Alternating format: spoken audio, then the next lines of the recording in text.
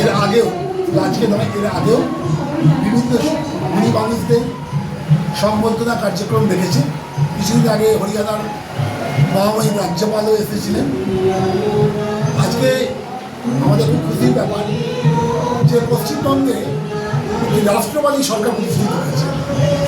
জানবাড়ি একটি ধর্মীয় প্রতিষ্ঠান, আর আমরা দেখেছিলাম বিগত 15 বছরে আমাদের ধর্মের ওপর আঘাত, বিধর্মীদের আক্রমণ এবং আমাদের মা বোনেদের ওপর, গো মাতার ওপর অত্যাচার, এই নিয়ে জানবাড়ি ব্যথিত ছিল, আতঙ্কিত ছিল। এবং সেই রাষ্ট্রবিরোধীদের ষড়যন্ত্র নষ্ট করে আজকে রাষ্ট্রবাদী সরকার এসেছে।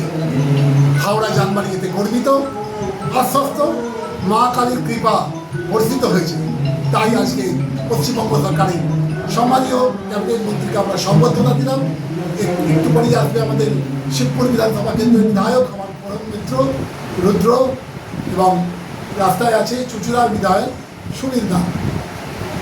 আজকে জানবাড়ি প্রায় 500 বছরের বেশি পুরনো, আর আজ প্রতিনিয়ত পুজো হয়।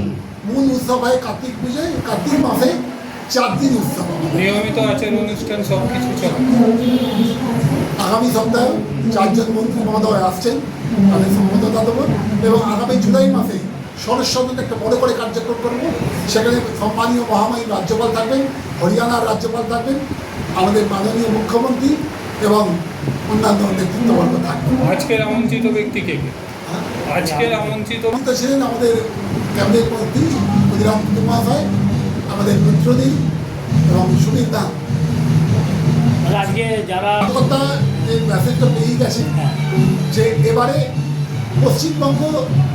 পশ্চিমবঙ্গতে থাকবে ডক্টর শ্যামাপ্রসাদ মুখার্জির যে স্বপ্ন তা সাকার হয়েছে, এবং আগামী দিনে পশ্চিমবঙ্গ আমি নিশ্চিত সোনার বাংলা পরিবর্তিত হবে, এবং প্রত্যেকের কর্মসংস্থান, মা বোনেদের নিরাপত্তা নিশ্চিত হবে, এবং বিভিন্ন শিল্প অলরেডি সাপ্লাইতে আমুল ইনভেস্ট করেছে 650 কোটি টাকা।